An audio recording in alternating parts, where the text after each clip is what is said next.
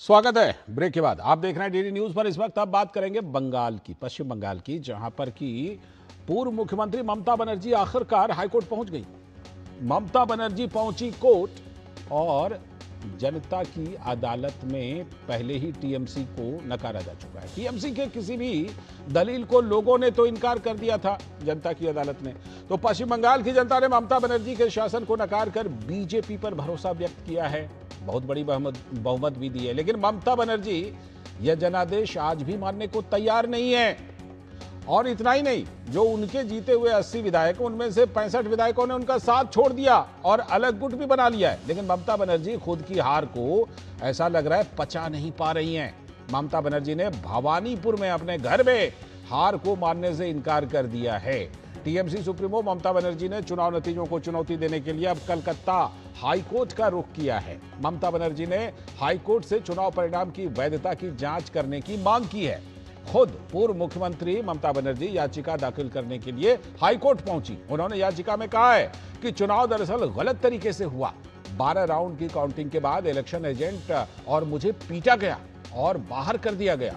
Bhawanipur seat पर भाजपा के शुभेंदु अधिकारी ने, जो मुख्यमंत्री अब बने हैं, उन्होंने ममता बनर्जी को 15,105 वोटों से हरा दिया था। ममता इस सीट से पहले 3 बार विधायक रह चुकी हैं। चुनाव के दौरान उन्होंने मतगणना में गड़बड़ी और अपने साथ मारपीट के आरोप भी लगाए, उस समय भी लगाए थे।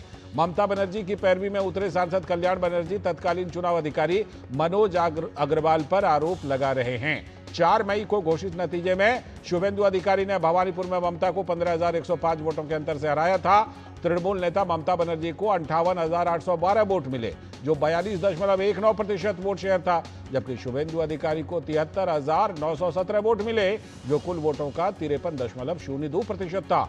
ममता बनर्जी एसआईआर के मामले में खुद दलील देने के लिए इससे पहले सुप्रीम कोर्ट पहुंच चुकी हैं।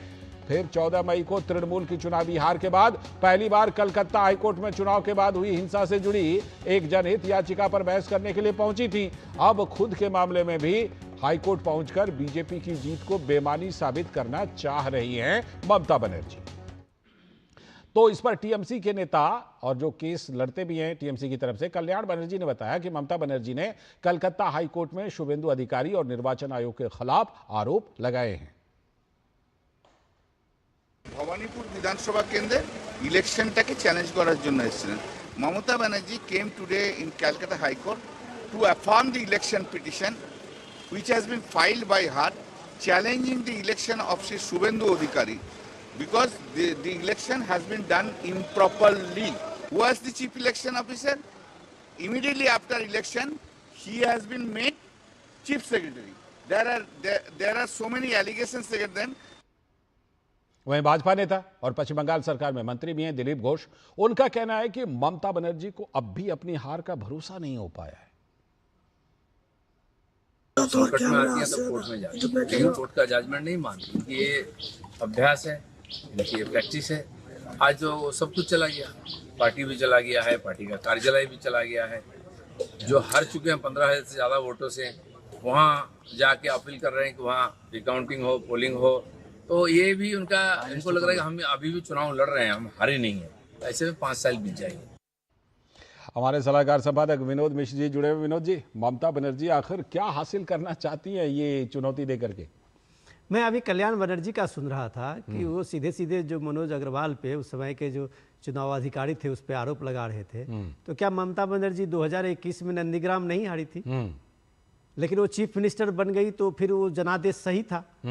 और इस बार वो चीफ मिनिस्टर नहीं बनी तो 1100 वोट से नंदीग्राम हारी थी, इस बार वो 15,000 वोट से हारी। तो ममता बनर्जी कह रही है कि ये सीधे सीधे आप उन पे सीईओ पे आप चार्ज लगा रहे हैं कि भाई मनोज अग्रवाल को क्यों बना दिया गया वहाँ। अब सवाल सिर्फ इतना ही है लाल जी कि ममता बनर्जी की पूरी पार्टी जिस क्राइसिस में है, और ममता बनर्जी ये कोर्ट में जा के और खुद ये दिखाना चाहती है कि वो स्ट्रीट फाइटर वाला दम उनमें अभी भी वही कहीं ना कहीं संकेत, और वो लगता है कि अपने पार्टी के लिए ये संदेश देना चाहती है, कुछ हेडलाइन भी मिले और कुछ स्ट्रीट फाइटर का भी। चाहे हाई कोर्ट जो भी फैसला करे विनोद जी, जनता की अदालत जनता की अदालत में ममता बनर्जी रिकॉर्ड बना चुकी हैं मुख्यमंत्री के तौर पर 2 बार हारने की। शुक्रिया फिलहाल आपका, बहुत बहुत शुक्रिया जुड़ने के लिए और विश्लेषण